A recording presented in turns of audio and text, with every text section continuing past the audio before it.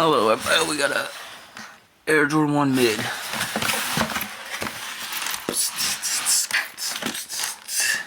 There it is.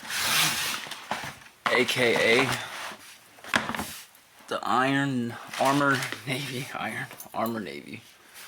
So the blue Jumpman, white with the blue. Got like this black suede right here. It's pretty nice with the touch right there, and all this navy leather,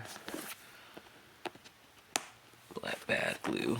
Yeah, quality is horrible, but it's a mid for you. What can you say?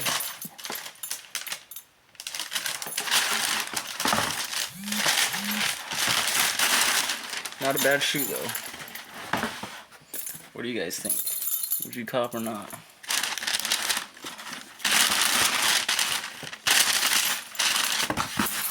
Let me know down below. Thanks for watching.